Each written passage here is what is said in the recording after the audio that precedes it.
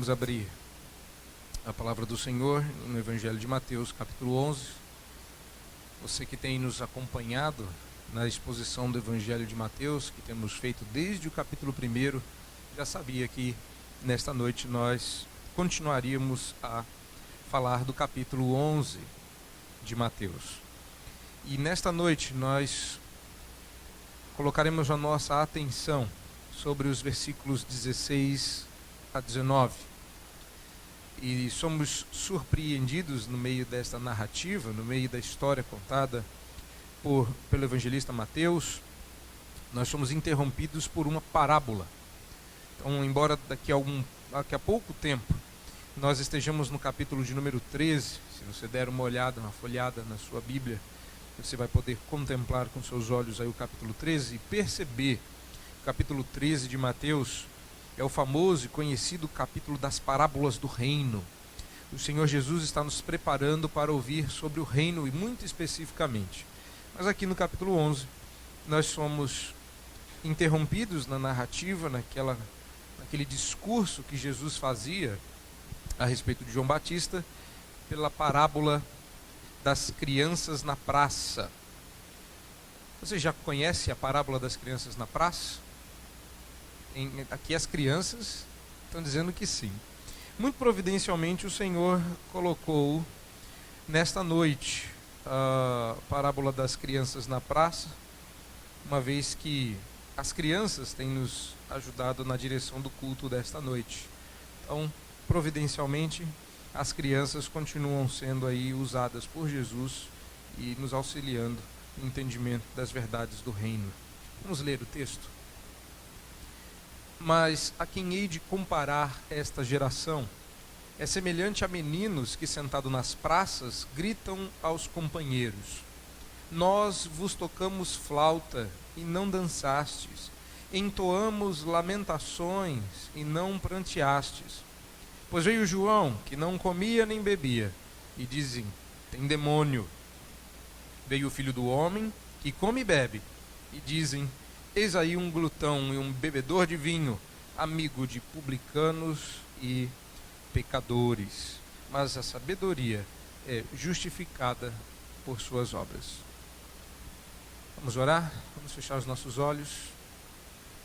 Deus amado, Deus bendito, nós agradecemos pela bênção e pela oportunidade que temos de ouvir a exposição da Tua Palavra. Pedimos que através desta parábola o Senhor nos fale esta noite. Abençoa o nosso coração e pela instrumentalidade do Teu servo fala-nos, para que seja a Tua voz a ser ouvida e seja o Teu povo a ouvi-la. E assim, ó Deus, saiamos edificados e o Teu nome engrandecido. No nome de Jesus nós oramos. Amém. Parábolas são um tipo muito específico de literatura nas Escrituras Sagradas.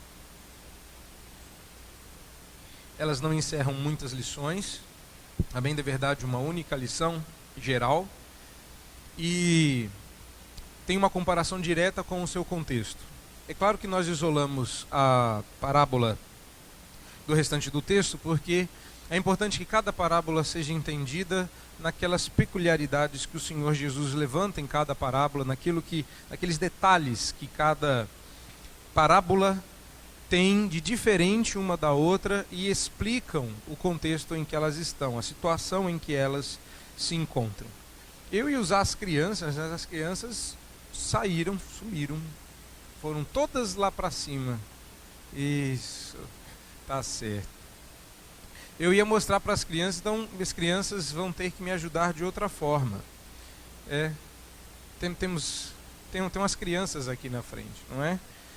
Então, o que acontecia era uma situação como que numa praça.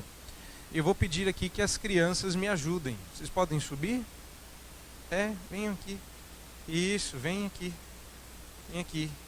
Quer subir? Vem. Isso. Pode subir. Não quer não? Tá bom. Isso, senta ali. Isso. Isso, olha só. Isso, pode vir aqui. Muito bem, tá bom de criança. Se quiser mais alguma criança vir, é só vir. Então, Deixa a Bíblia aqui do lado, que vocês também quiserem podem participar. O que acontecia era que aconteciam algumas brincadeiras na época de Jesus, e Jesus muito atento, percebendo, a gente não sabe ao certo se algumas dessas parábolas foram usadas porque uma situação semelhante estava próxima ou visível. Mas certamente era uma coisa que fazia parte da cultura dos judeus, da vida comum deles, e Jesus usa para ilustrar. Então o que acontecia era que as crianças estavam na praça brincando, tá? E de repente essas crianças se desentenderam. E nós temos uma visão errada a respeito desta parábola. Parece que a leitura, à primeira vista, e um pouco mais superficial, dá uma impressão de que a situação era a seguinte: vocês daqui para cá, levantem e fiquem aqui. Isso, vem para cá. Vem para cá, isso. E vocês para cá, de pé. Vocês não vão falar nada, vocês só vão fazer o gesto. Não, fiquem de frente umas para as outras. E essas crianças estavam reclamando, façam como se estivessem reclamando com elas, brigando com elas. Isso. Elas estavam reclamando com essas crianças porque eles haviam tocado flauta e elas não haviam cantado e dançado. A brincadeira era uma brincadeira de casamento. Então eles estavam brincando de casamento e de repente este grupo, essa é a primeira versão que nós temos quando nós olhamos para essa parábola, que havia um grupo de crianças, que elas estavam gritando umas para as outras. A segunda brincadeira foi a brincadeira do velório. Como os velórios na Judéia eram muito diferentes do nosso, eles acabavam se tornando brincadeira. E mais uma vez, agora esse grupo vira para esses e começa a falar, vocês chamam a atenção, isso, tal, porque vocês também não brincaram com a gente. Quando a gente estava brincando de funeral, nós cantamos lamentações e vocês não choraram. Obrigado. Mas o que acontece, na verdade, era uma outra situação. O que Jesus está ilustrando aqui é uma situação um pouquinho diferente do que acontecia nessa circunstância, tá? Nós vamos pegar aqui um menino, isso, e nós vamos pegar outro menino, isso, e vai juntar todo mundo aqui, vem para cá, isso, e essa era a circunstância, e as crianças, aí vocês aí de trás levantem, para fazer volume, isso, agora todos vocês vão apontar para esses dois, ralhando com eles, porque eles eram os únicos que não estavam brincando direito. Vamos lá? Vocês fizeram tudo errado. A brincadeira não teve graça, porque, agora já estou dando a interpretação, prestem atenção, porque João Batista e Jesus, uns dois sem graças, esse ele gostou, né? João Batista e Jesus, dois sem graças, não estavam no grupo, porque eles cantaram músicas de casamento e eles não quiseram participar da brincadeira de casamento. E aí depois vocês cantaram lamentações, faz assim, vai, todo mundo isso, cantaram lamentações e eles sorrindo, mostra para vocês estão sorrindo. Isso. E esse é um problema que causou muito constrangimento para esses dois aqui. Porque as crianças estavam achando ruim, acha ruim, porque eles não estavam participando da brincadeira. Muito obrigado, podem se assentar, as crianças podem voltar para os seus lugares, obrigado pela participação. Essa é a história que Jesus está nos contando aqui, nesta parábola. Então eu peço que você aí, pai, mãe, está recebendo sua criança de volta, deixa a Bíblia aberta aí, em Mateus 11, 16 a 19, porque você precisa compreender essa parábola, e as crianças que já participaram, já tiveram aí uma ideia da situação de casamento e de funeral, que eram brincadeiras que elas estavam brincando já com a correta interpretação. Eu quero que você note algumas coisas aqui, tá? Primeiro que essa é uma ilustração, Jesus está ilustrando uma situação. Essa situação foi causada pelo constrangimento da pergunta dos discípulos de João. Tá? O contexto em que nós estamos é o capítulo 11, no verso 2, João ouviu no cárcere, João estava preso, e ouviu lá na prisão, lá no cárcere, que Jesus estava fazendo algumas obras, repare, no refrão. O que é que está sendo repetido neste texto? Tá? Você vai ver, por exemplo, que no verso 2 são as obras de Jesus que incomodam João. Jesus explica que as suas obras devem ser ditas em termos bíblicos. E Jesus termina esta parábola fazendo uma referência às obras que justificam a sabedoria no verso 19.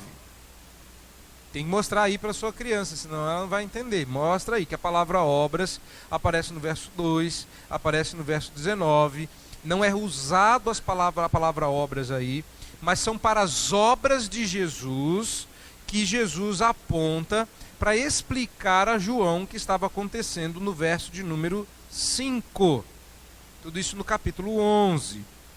A partir do verso 7, Jesus começa a explicar para aqueles que estavam vendo ali aquela situação, tá?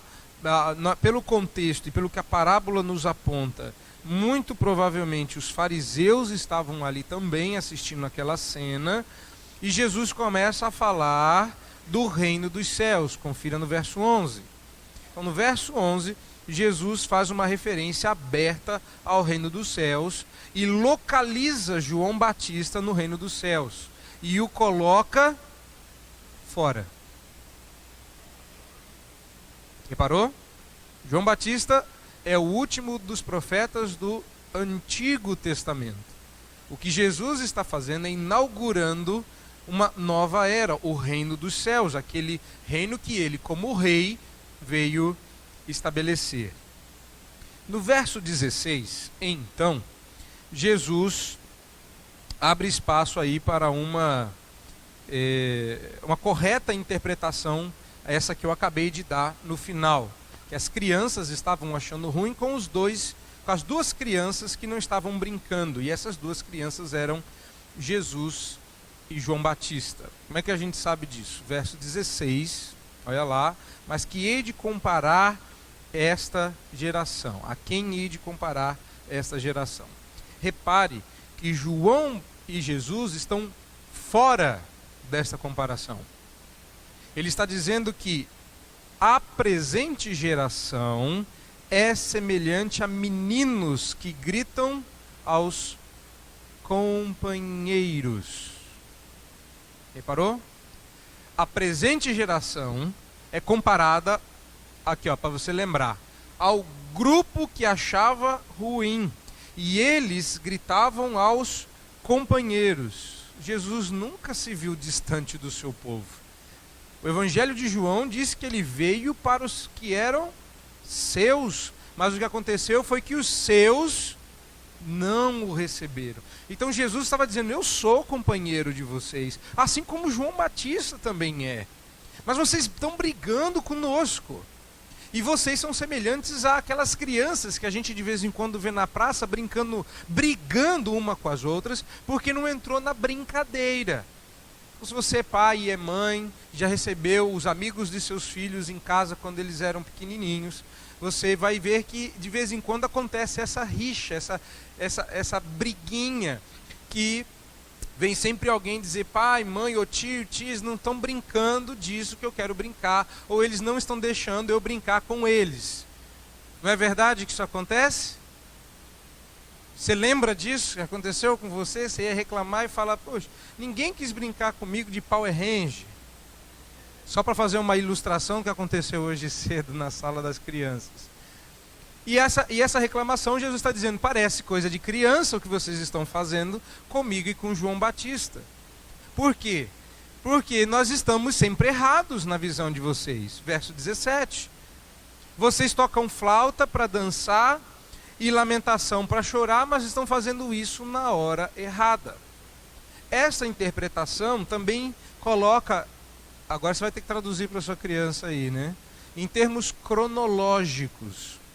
Crianças, isso significa, cronológico significa na ordem correta do tempo. Tá? Então, primeiro veio quem? Jesus ou João Batista? Eu preciso que vocês, adultos, ajudem. Vocês não sabem quem veio primeiro, Jesus ou João Batista? João Batista. Depois veio quem? Jesus. Repare que João Batista era do tipo austero. Ou seja, vou explicar o que austero significa. Era uma pessoa mais séria.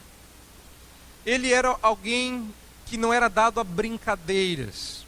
Ele se vestia de roupas rústicas. Ele não estava interessado em falar de modo elegante. Ele não estava interessado em agradar as pessoas. Ele era alguém com uma cara um pouco mais fechada, um temperamento mais fechado, entristecido, porque a sua mensagem era uma mensagem mais dura. Ele era o profeta do arrependimento. Aí o que o povo fazia? Olha lá o verso 17. Tocava a flauta para ver se João Batista dava uma amenizada nesse semblante. Ô João Batista, alivia um pouco essa cara aí, desfaz esse bico, dá um sorriso, sorria João Batista. Vamos dançar um pouquinho. Tocava a flauta para ver, ilustrando aqui com a brincadeira do casamento. Jesus está dizendo, veio alguém com uma mensagem dura e séria e vocês tentaram dar uma amenizada. Dá uma amenizada. Ô João Batista, pega leve, não precisa fazer, não leve a vida a sério, não é? Ô João Batista, leveza, felicidade, alegria. Vamos lá, a vida é bela. Depois veio Jesus. Jesus era uma pessoa com outra personalidade, mais leve. Ele sentava e comia com as pessoas. Era convidado para ir para a festa, ele ia. João Batista não diria assim se fosse convidado por Mateus para o churrasco que ele deu na casa dele. Mas Jesus foi. E Jesus ia para as festas. E aí de repente tem pessoal, que Jesus mais festeiro. Que Jesus mais chegado numa festa. Muitos de nós aproveitaríamos que no casamento de Caná acabou o vinho e daríamos louvores e honras ao nome de Cristo, porque acabou o vinho. Agora ninguém vai mais ficar bêbado, ninguém vai mais beber. Ninguém corre o risco de se embebedar nessa festa. E vem Jesus, o amigo da festa, o amigo dos noivos, e faz vinho. Maravilhoso vinho. Ah, esse Jesus é chegado num vinho, diziam seus inimigos. Esse Jesus é chegado de uma festa. E o que os judeus queriam? Que ele se comportasse de outra forma. Jesus, baixa essa bola, está sempre alegre, sempre feliz. Seus discípulos não jejuam. Os discípulos de João aqui quase passando fome. E seus discípulos catando espiga no meio da plantação, querendo comer. Jesus, vamos aqui, ó. Vamos penetrar aqui, ó, concentração. Vamos dar uma chorada, vamos dar uma lamentada também. Ou seja, nada estava bom. João Batista era sério demais. Jesus era alegre demais. E para os fariseus e para o seu povo, tinha alguma coisa errada. Perceba que no verso 18, a explicação de Jesus da parábola é condizente aí, ou concorda com o que nós acabamos de entender dessa parábola. Pois veio João, que não comia nem bebia, e diziam, tem demônio. Quer dizer, não come e não bebe, tem demônio. E quem come e bebe, então está certo. E veio Jesus, e aí ele usa um título messiânico, repare, Jesus coloca-se aí como o Filho do Homem, que come e bebe. Se João, que não come e não bebe, tem demônio, qual é a lógica? Se come e bebe, então está ok. Mas aí ele come e bebe, e dizem, eis aí um glutão e bebedor de vinho. Quer dizer, nunca está certo. Quem come, está errado porque come demais. Quem não come, está errado porque não come nada. Já reparou? É igualzinho você e eu. Nós não estamos muito diferentes desta situação. Então essas crianças representam os homens da presente geração, né? As pessoas da presente geração, ou seja, nós não somos muito diferentes do que aquele povo lá. Tá? E cabe a nós aqui, então, uma vez entendida, pelo menos, a mecânica desta parábola, entender as lições que o Senhor Jesus nos ensina através deste texto. E eu peço a sua atenção agora, muito especificamente, ao que vem sendo dito aqui. Eu acredito que a primeira grande lição que nós podemos observar aqui tem a ver com os mensageiros que Deus envia. João e Jesus aqui não se diferencia, pelo menos não aqui neste momento. Observe, Jesus não está interessado em ele mesmo fazer essa diferenciação. Ele quer forçar você a chegar à conclusão óbvia de que Jesus e João são pessoas não só diferentes, porque isso Jesus já está dizendo aqui, mas ele quer que você chegue a uma conclusão extremamente relevante a respeito dele. Ele poderia muito bem ter dito: João veio sem comer e sem beber, e eu vim. Mas ele não diz isso. Ele se refere a si de modo velado, como o Filho do Homem. Ainda no Evangelho de Mateus, até o fim, você leitor, eu e você, que não somos os leitores imediatos de Mateus, nós estamos há muitos anos depois dessa publicação, ainda estamos, por causa da maneira como Mateus escreveu esse texto, sendo confrontados com a pessoa de Jesus revelada aqui nesse texto. Ou seja, esse texto fala sobre Jesus. Foi escrito para você, mas fala sobre ele. Deus enviou 2 mensageiros. Deus enviou seus mensageiros nas pessoas de João e Jesus. Mas seus contemporâneos nada fizeram senão achar neles motivo de escândalo. Então eu quero que fique bem claro para você que hoje nós, os cristãos, somos os mensageiros de Deus. Deus enviou João e Jesus nos enviou. Essa foi a mecânica que ele mesmo disse: assim como Deus me enviou, eu vos envio.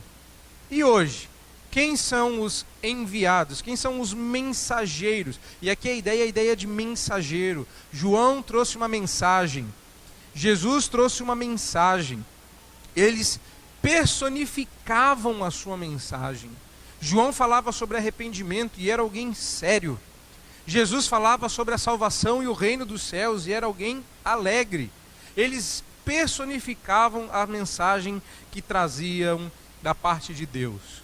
Hoje nós, os cristãos, somos os mensageiros de Deus, profetas da verdade de Deus e, muito especificamente, nós, os pastores, somos os profetas e mensageiros da verdade de Deus. E é por isso que o pastor é também conhecido pelo equivalente grego ao termo mensageiro. Se você não sabe, se você está anotando, anote aí como é mensageiro em grego. A palavra é anjo. E é por isso que o pastor muitas vezes é chamado de o anjo da igreja. O anjo não é o protetor da igreja, ele não é o super crente da igreja. O anjo não é aquele que tem os poderes miraculosos para operar milagres, não. Anjo significa mensageiro, é o que a palavra angelos significa, anjo, ou seja, um mensageiro do Senhor. O que isso significa então? Qual que é a implicação disso para nós hoje? Deus enviou João e ele era sério e o mundo queria que ele sorrisse. Enviou Jesus, Deus enviou o seu filho e ele sorria e o povo queria que ele parasse de sorrir. Pare de mostrar esses dentes aí. Qual que é a implicação disso? Deus usa diferentes personalidades, diferentes pessoas com diferentes características para levar a sua mensagem. Eu sei que nós criamos um padrão e nós esperamos que as pessoas se encaixem nesse padrão. A coisa é tão grave, tão complicada, que quando alguém se comporta de uma determinada maneira, nós já conseguimos enxergar nela que ela seja um pastorzinho. Tem todo jeito de pastor. Agora, se você olhar bem para esse texto, você vai descobrir que não existe jeito de pastor. E João não tinha um estilo de mensageiro. E Jesus era totalmente diferente de João. Agora, se você pega os profetas do Antigo Testamento, veja como eles eram diferentes entre si. Veja Isaías. Isaías, com a sua elegância, com o seu hebraico complicado, cheio de poesia, um hebraico bem escrito, elegante. Você tem dificuldade de ler até traduzido para o português. Agora você pega Amós. Amós vai direto no ponto. Vocês são tudo sem vergonha. Amós não tem papo na língua. Ele é um homem simples, boieiro, chega e fala: ah, isso aí, falei. Isaías não. Você pega Jeremias. Jeremias, um cara circunspecto, choroso. Alguém que você dificilmente encontraria às risadas e às rodas das festas. Um homem que foi chamado por Deus para chorar as lágrimas que a sua nação, pela insensibilidade do seu coração, não conseguia derramar. Você pega, por exemplo, Ezequiel.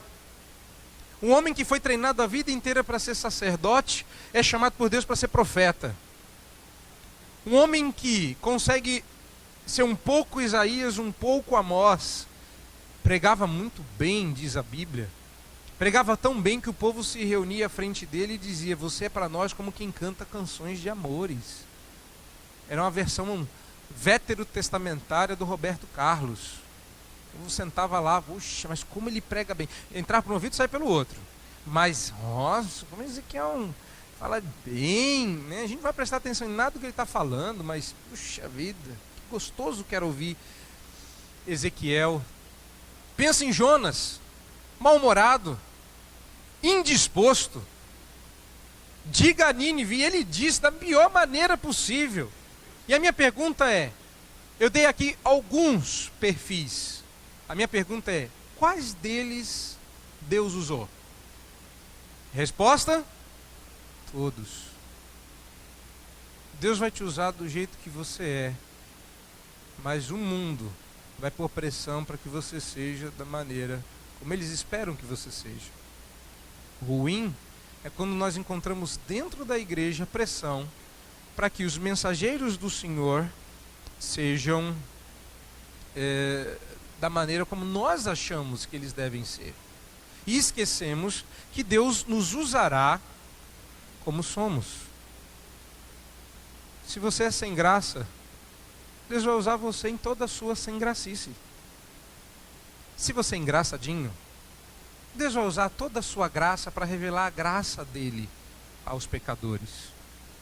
Se você é tristonho, Deus vai te fazer chorar lágrimas que outros não conseguem. E se você é mais feliz, como a filha Alana costumava dizer quando era pequena, eu falo muito que eu nasci feliz.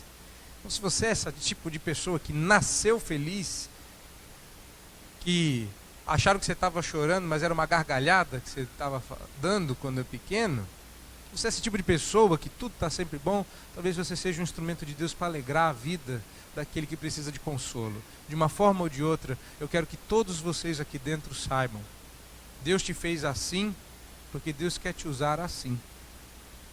Então para de querer ser igual aos outros. É assim, na diferença de pessoas diferentes, que nós conseguimos enxergar um Deus plural.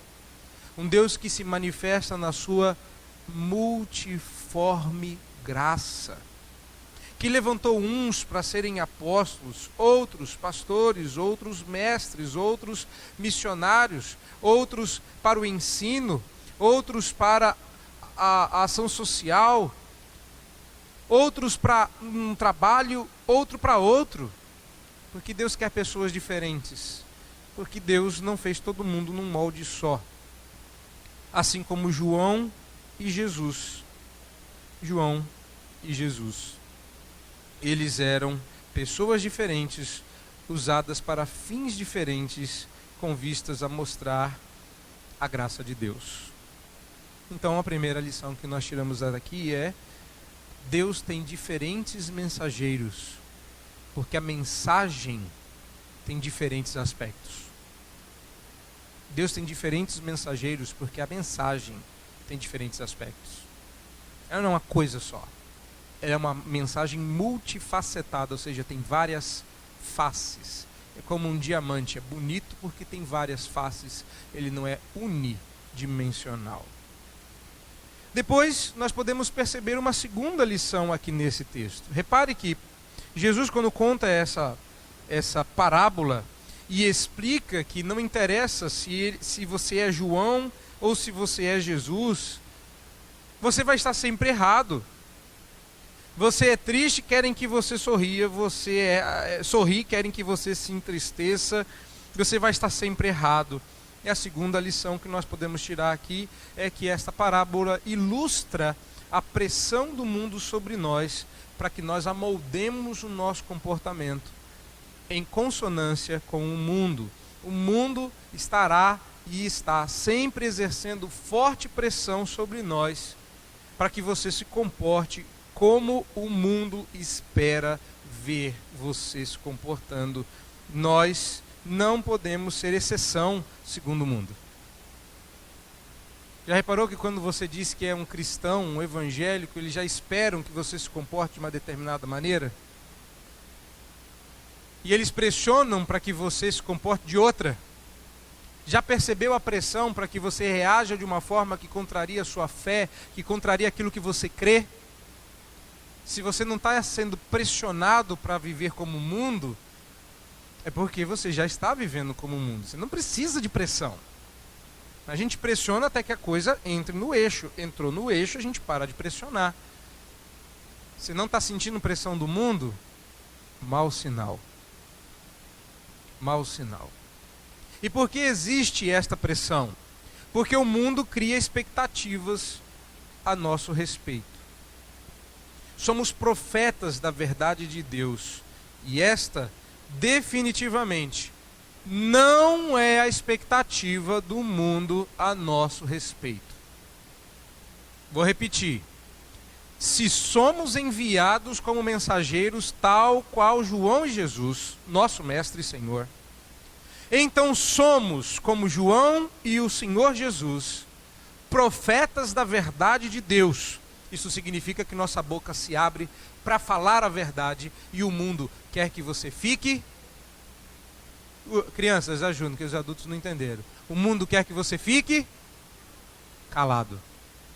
Essa é a expectativa. Ninguém espera que você reaja diferente do mundo. Expectativa e pressão. Eles esperam que você, calado, haja como eles. Se você resolve falar e agir diferente, o mundo pressiona. Como ele pressiona? Você está muito sério, eles tocam flauta. Eles fazem piadinha, eles tornam leve o que é pesado. E dão peso ao que é leve. Reparou que João e Jesus vieram nos termos que Deus queria, mas o mundo inverteu esses valores. E é exatamente isso que o mundo vai fazer. Esperar que você se comporte como eles, e se você não o fizer, ele vai pressionar. Qual é essa implicação? Como é que isso se desenrola na prática, meus irmãos? O mundo, eles esperam que concordemos com as tendências que o mundo nos impõe. Pior, lamento informar, eu acho que estão um ponto à frente. Está um ponto à frente. Muito recentemente, eu fiquei sabendo disso porque um aluno me informou que uma novela de uma determinada emissora de TV, que eu não vou dizer o nome, qual é a novela, só vou dar um salve para o Jorge. E nós temos um diácono, chama Jorge aqui, não sei se vocês sabem. E Me disseram que foi o pior ibope da história das novelas, porque os evangélicos se recusaram a assistir. Alguns evangélicos se recusaram a assistir novela. Enquanto está todo mundo dando urras de alegria por causa deste grande feito, acho que esse aluno é brilhante, porque ele tirou, pastor, nós temos duas conclusões aqui para entender dessa situação. Os evangélicos prepararam um boicote, porque era uma novela abertamente espírita, contrariando a nossa fé, ridicularizando os evangélicos, fazendo piada do evangélico em rede nacional. Então os evangélicos recrudesceram e disseram, não vamos assistir, o ibope caiu e a novela será encurtada. Vão diminuir o tempo da novela, porque ela não está dando ibope. Falei, pastor, eu tiro duas conclusões. Primeira conclusão que eu tiro, e é uma conclusão muito ruim: evangélicos assistem novela. Essa é a primeira conclusão, que a gente passa desapercebido. Só que essa é uma conclusão que, pelo amor de Deus, irmão, cai a sua ficha. Faz plim-plim aí na sua... Não plim-plim, né? Que plim-plim a gente acaba dizendo o que é. Mas cai a ficha aí na sua cabecinha, muitas vezes oca. Por que você está gastando tempo com essa porcaria? Segunda grande implicação: se os evangélicos quisessem, eles demandavam o que acontecia na televisão, que eles dão um ibope. E se eles param de assistir, o ibope cai de tal forma que tem que interromper. Sabe de uma coisa? Se a gente parasse de dar ibope para Satanás, se a gente parasse de dar ibope para o mundo, que são nossos inimigos, se nós fizéssemos aquilo que Deus manda na sua palavra, resistir ao diabo, e o que ele faz? Fugirá de vós. Se nós fizéssemos isso, ele corria, como está correndo. O mundo faz pressão, e o mundo tem expectativas, mas na hora em que você se levanta contra esta pressão, na hora que você não vai na concordância dessas expectativas, o mundo espera que concordemos com a tendência que ele impõe. Ele espera que nós não confrontemos a mentira com a verdade e que nos acovardemos diante da pressão, da intimidação e do cerceamento imposto. Mas quando nós reagimos, eles arrefecem. Eles não aguentam. Porque quando nós olhamos para o mundo que pressiona e cria expectativas impondo o temor de homens, nós temos que nos lembrar que enviados para um mundo onde nós teremos aflições, o Senhor Jesus nos diz: tenham um bom ânimo, porque eu venci quem? O mundo. Covardes não entram no reino dos céus. Então eu vou dizer para vocês, olhando para vocês aqui, se você está cedendo à pressão e cumprindo com as expectativas, com o currículo do mundo, você é um triste covarde. Se você não tem coragem de desligar a sua televisão na hora em que eles ridicularizam a sua fé, e não tem coragem de reclamar, de alçar a sua voz contra a mentira e confrontar o pecado, você é um triste e inútil covarde, criancinha, que só tem voz quando se junta com a turma para zombar daqueles que não se comportam do jeito que você acha que devia se comportar. Porque sozinho você não vale muita coisa. Mas quando eu olho para as Escrituras, eu vejo que foram homens sozinhos que fizeram grandes diferenças. Porque quando Daniel foi sozinho para a cova, é que ele se encontrou com um anjo. Quando aqueles 3 rapazes foram sozinhos para a fornalha, é que eles se encontraram com um mensageiro do Senhor. Foi quando Ló sozinho enfrentou a sua cidade, Deus o resgatou. Foi quando Abraão desceu sozinho para livrar o seu sobrinho das garras dos reis ao seu redor, que Deus deu vitória. E quando eu olho para a cruz, eu vejo um homem sozinho. Não tinha ninguém ali. E ele diz isso: eu estou só. Até Deus o desamparou. Deus meu, por que me desamparas? É na solidão. É quando você é a criancinha zombada pela turma. E você vê até onde a sua fibra moral aguenta. João e Jesus estavam sozinhos. E todas as crianças ao seu redor zombavam deles. Nós respondemos primeiramente a Deus. Antes importa sermos a Ele obedientes. O mundo não quer que você seja exceção. Diga não ao mundo. Diga sim a Deus. Terceira e última lição. Jesus nos diz aí no finalzinho que ele era acusado, olha aí, de glutão e bebedor de vinho, amigo de publicanos e pecadores. Eu quero convidar você a abrir a sua Bíblia lá em Deuteronômio, capítulo 21.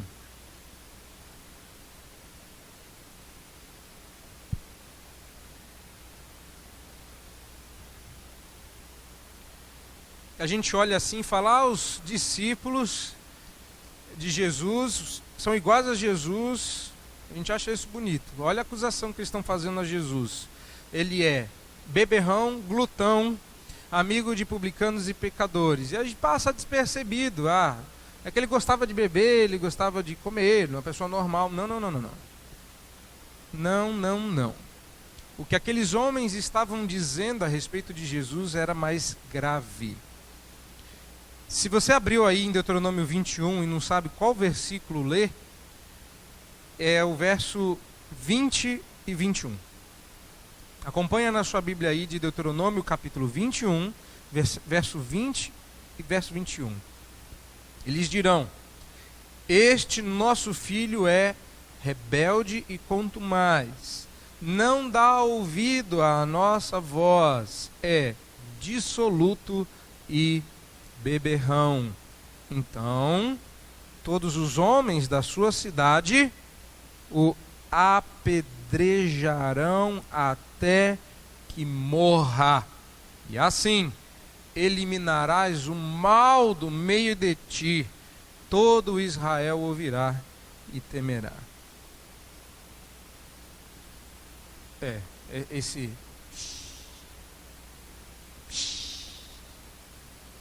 é a maneira como a gente reage quando diz: uau, essa era a acusação que estavam fazendo contra Jesus. Eles já estavam tramando a morte de Jesus. Sim. Jesus sabia que o plano deles era mais terrível do que uma simples acusação do tipo, ele gosta de comer e João Batista não. A acusação de João Batista é, ele tem demônio. Mas a acusação de Jesus é, ele merece morrer. Quando Jesus diz, eu sei muito bem do que vocês me chamam, e eu acho que vocês também sabem muito bem o que a lei de Moisés diz de pessoas que precisam, que precisa acontecer com pessoas acusadas disso aí. Vocês acham que eu não sei? Eu acho que muitos de nós não sabiam que glutão e bebedor de vinho tem que ser apedrejado até a morte. E a gente fica com muita dosinha de quem tem problemas com álcool, não é? Ai, que dozinha, come demais, bebe demais, é doente. Sabe como é que curava essa doença lá em Israel? A pedrada. Não era sopa de pedra, não. Era pedra até você virar sopa. Era isso que estavam dizendo a respeito do seu Senhor. É sério ou não é? É ou não é? Sim. Sim. Os insultos do que os judeus lançavam sobre Jesus não eram inofensivos. Você estaria disposto de enfrentar a morte para viver uma vida diferente? Que vida diferente? Terceiro e último ponto. Os mensageiros são instrumentos nas mãos do Redentor. Sim, Redentor. Deus quer salvar e vai fazê-lo por seu intermédio. O Redentor criou subredentores debaixo de si, para que sejam seus mensageiros. E é por isso que Jesus termina dizendo o seguinte: mas a sabedoria é justificada por suas obras. São duas coisas extremamente relevantes que Jesus diz aqui, eu quero a sua atenção. Primeiro, que quando ele fala a sabedoria é justificada, ele não está falando que conforme você observa as minhas obras, você percebe a sabedoria, ou seja, a sabedoria é evidenciada, a sabedoria é mostrada pelas suas obras, ou seja, pelas minhas obras vocês podem ver que isto é um reflexo da sabedoria de Deus. A coisa é um pouquinho mais grave. Assim como a acusação dos judeus era grave, do tipo, ele é beberrão e comedor, Jesus está dizendo, ok, agora olha para as minhas obras e vejam se não são as obras da sabedoria que Provérbios disse que seria. Eu sou, Jesus está dizendo em outras palavras, eu sou a sabedoria de Provérbios encarnada. A sabedoria justifica-se a si mesma pelas suas próprias obras. E nós sabemos muito bem que só há um que justifica. E que a salvação, a gente anda dizendo aí, que não é pelas obras, não é? Falamos sobre justificação, a gente lembra, justificação pela... Ninguém sabe, né? Justificação pela igreja, não. Justificação pelas crianças, pela praça. Justificação pela... Que bom, vocês sabem. Justificação pela fé. A sabedoria é justificada, agora dá uma olhada aí. É pela fé? Eu aprendi na igreja que a justificação era pela fé, e eu estou lendo aqui que a sabedoria é justificada por suas... e agora? Como é que explica isso? É pela fé ou é pelas obras? Vamos fugir pela tangente? Vamos chamar Tiago? É pelas duas? Não, não é assim não. Tiago vai vir aqui daqui a pouco, o da Bíblia. E ele vai sim aparecer, mas não é agora. Porque sim, de fato a gente aprendeu certo que a nossa salvação não é feita pela justificação operada pelas nossas obras, mas definitivamente justificação é pelas obras. Eu vou repetir, pra você prestar bastante atenção. Justificação definitivamente é pelas obras de Jesus, não suas. Você é justificado pela fé, mas a justificação não acontece sem que haja obras. E estas obras são as obras de Jesus. E agora Tiago aparece. Porque no texto de Tiago, Tiago vai nos apontar justamente o que está escrito aqui. Fé sem obras é morta. Ou seja, se há uma justificação pela fé, é porque antes alguém justificou aquele que crê por suas obras. Quem fez isso? A sabedoria, segundo Jesus. Ele está dizendo, eu não faço coisas sábias, eu sou a sabedoria. Tudo que eu faço é um reflexo da sabedoria de Deus.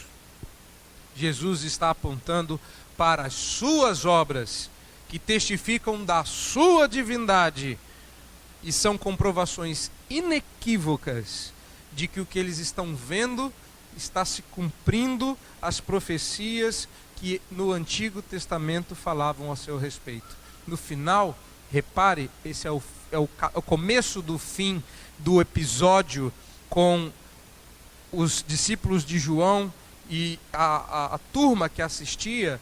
Jesus foi um maestro aqui nesse texto, um gênio. Aproveitou a pergunta dos discípulos de João, apontou para suas obras, pegou as obras, esfregou na cara dos demais e disse, as minhas obras falam de João, mas falam para vocês também. As minhas obras também falam para vocês. E as minhas obras, visto que elas são cumprimento de Isaías, não é isso? Nós não vimos lá que o versículo 5 é um cumprimento de Isaías 61, verso 1 e 2? Quando Jesus fala, as minhas obras tranquilizam o coração de João, essas mesmas obras, que apontam para mim como a sabedoria encarnada, constrangem vocês a se arrepender. Ou seja, a mensagem, o evangelho que nós carregamos nos lábios, como mensageiros que somos, como instrumentos nas mãos do Redentor, continua e continuará sendo cheiro de morte para os que morrem, cheiro de vida para os que vivem. Minhas obras consolam o coração de João, minhas obras mandam vocês para o inferno, porque vocês não creem. E ele mandou uma mensagem evangelística para João na cadeia. João, lembra do Antigo Testamento e creia, e console o seu coração. E vocês que não estão crendo, saibam que as minhas obras consolam o coração de João, mas a menos que vocês creiam, vocês vão deixar a sabedoria passar, porque a sabedoria é justificada por suas obras. E o que aconteceu foi que os publicanos, aqueles com quem Jesus andava aí no meio do verso 19, mulheres sem moral, rejeitados como marginais pelos religiosos daqueles dias, eles viram reveladas em João Batista e em Jesus a sabedoria de Deus. Ambos, João e Jesus, proclamaram a mensagem de redenção. João com toda a sua austeridade no Jordão, e Jesus ao redor das mesas nas casas. Ambos foram mensageiros da verdade de Deus. E o que aconteceu foi que pessoas foram salvas por intermédio deles. Sim, deles, porque os crentes do Antigo Testamento também foram salvos pela fé no Messias que viria. E é isso que Jesus faz com João. Reacenda a sua fé, João, que o Messias que viria veio. Mas ele confronta. Eu vim e vocês não estão conseguindo me ver. Vocês só me veem como alvo da sua zombaria, enquanto eu deveria ser alvo da sua adoração. Termino. Como? Mostrando que essa parábola dos meninos da praça ilustra a maneira como o mundo nos vê. Essa é a maneira como o mundo nos vê. O cristão deve ser um espelho de Cristo. Na verdade, ele já o é.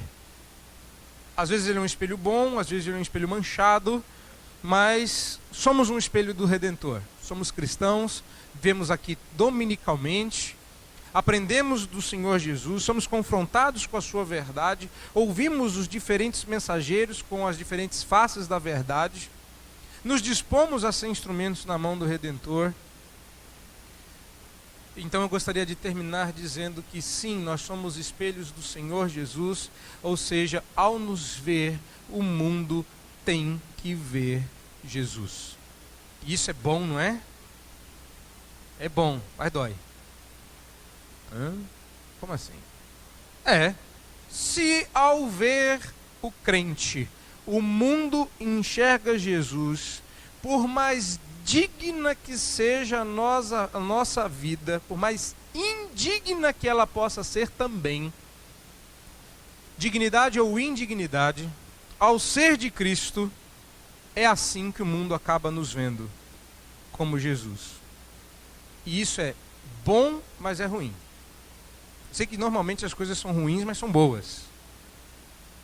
Mas essa é uma coisa boa que também é ruim. Como? Explica direito. Vou explicar. O problema é que a reação que nós esperamos é que o mundo fique assombrado com a nossa santidade. Ou seja, eu sou um espelho de Cristo. O mundo ao me ver vai ver o meu Redentor. O que eu espero que o mundo faça? Olha como ele é santo. Olha que pessoa fantástica. Ele é diferente. A gente espera que o mundo fique assombrado com a nossa santidade. Não é? Você de vez em quando não gostaria de brilhar igual Moisés? É como a gente ouviu no MP São Paulo. Tem pregação que deixa a gente tão cheio de si que dá a impressão que a mensagem sai voando. Quer dizer, ouve uma pregação dessa, dá uma desanimada. Não é bem assim não, pastor.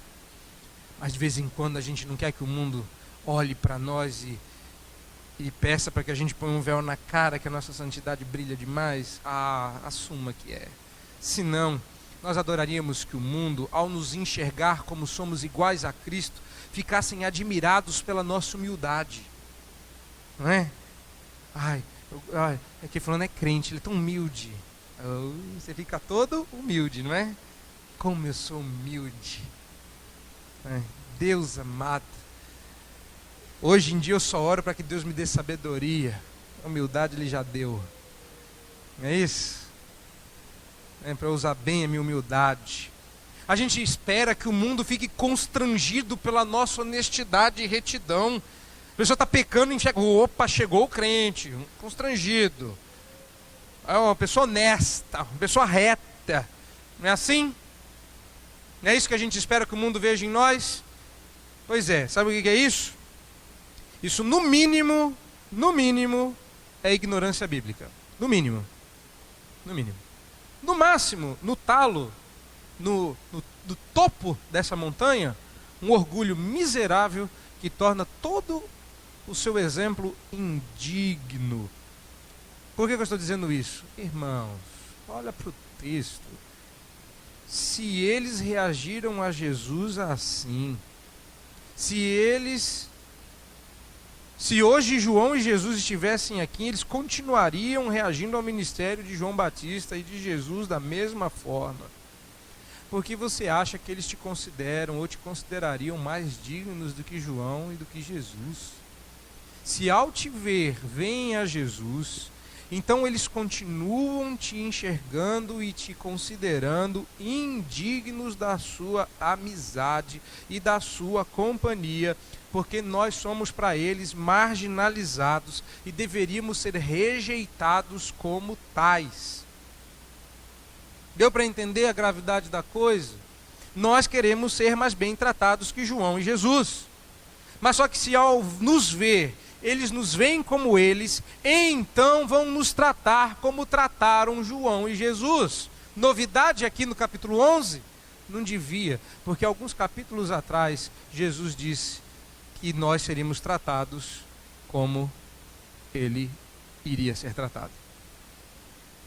Então aqui Jesus começa a ser tratado como ele previu que seria. E nós estamos esperando o quê? Que o mundo nos trate melhor? Se ao nos ver, eles veem esse Jesus, o mundo que viu Jesus quis fazer ele chorar enquanto ele ria. O mundo que vê você enxerga Jesus. E quando você estiver sorrindo, eles vão forçar você a chorar. Eles vão, sabe como o mundo faz isso?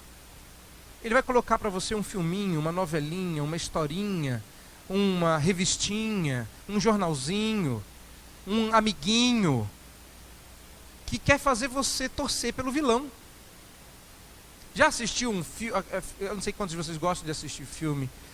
Eu gosto de fazer o que eu não posso, né? Não tenho tempo para assistir filme. Mas eu gosto. Mas não é horrível quando de repente você se pega torcendo pelo vilão? Torcendo para que aquela pessoa da novela, que eu sei que crente... Eu achava que crente não assistia novela, mas depois dos últimos acontecimentos, esquece. Tá? É como aquele cabra da novela, tu está torcendo para que a mulher apronte para ele se separar da esposa para casar com a moça que ele se apaixonou no serviço. Está torcendo pelo divórcio, torcendo pela sem-vergonhice. Lindo! Você está encantado pela cena de beijo adúltera de um homem casado com uma moça solteira. E você está lá, que lindo, o amor deles vencerá. Um amor espúrio, um amor adúltero. É isso, é pressão, é o mundo contando lamentação, forçando você a chorar, e você lá, com a lágrima para cair. Eu sou crente, eu não vou chorar, eu sou crente, chorei. É o mundo querendo fazer você sorrir quando você devia achar coisa triste. Que triste isso. Esse homem devia ser fiel, essa mulher devia ser fiel, esse menino devia obedecer os pais, essa moça não devia desonrar os pais dessa forma. Estão fazendo você sorrir quando você devia chorar. É o mundo fazendo pressão, meu querido. É o mundo perguntando na sua sessão: tem algum crente aqui que eu vou contar piada? E você lá: não, eu estou doido para ouvir a piada, queria rir também. É o mundo fazendo pressão. É o mundo enxergando Jesus e João e dizendo: se você ficar triste, a gente quer dançar. Se você dançar, a gente quer que você chore. É o mundo fazendo pressão. Então, fora o fato de que esperar reconhecimento do mundo é temor de homens, esperar que reconheçam nossa santidade é orgulho enrustido. Completa ignorância bíblica. Jesus nos advertiu que não receberíamos melhor tratamento do que dispensaram a Ele. E ao segui-lo, você deveria estar consciente disso. Não quer pressão? Não quer expectativas a seu respeito? Não quer passar pelo constrangimento? Saia.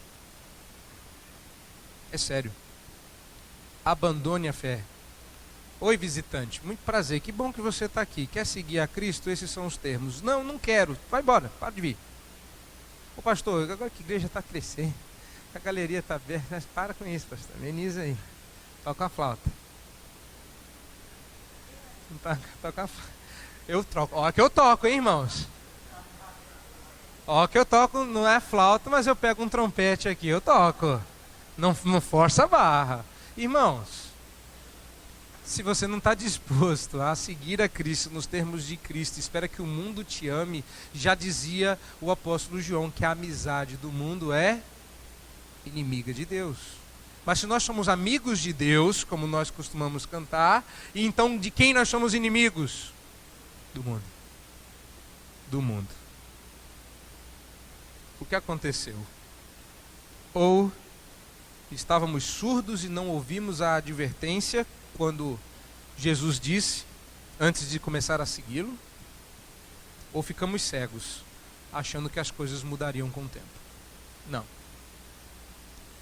Eu espero que você não esteja nem surdo nem cego. E se você que está tendo o privilégio esta noite de ouvir o Evangelho e ainda não é um seguidor de Jesus, pensa bem no que você está se metendo. O mundo vai começar a te desprezar. Eu estou te convidando a ser inimigo de todos e nosso amigo. Amigo de gente como João Batista. Amigo de gente como o Filho do Homem. Amigo de gente como a gente.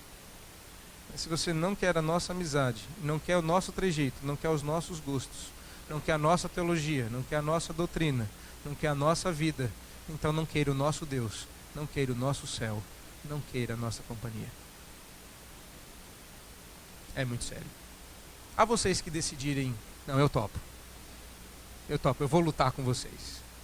A peleja será dura, como nós cantamos, mas eu vou entrar nessa briga com vocês. Então, bem-vindo ao reino da luz, o reino dos céus, que logo, logo será explicado com muitas parábolas. Nós vamos entender essas parábolas, mas você vai saber que você faz parte do reino que essas parábolas ensinam. Se você decidir seguir a Cristo. Que Deus nos abençoe a todos. E que o aroma que você sinta esta noite seja o aroma da vida. Amém.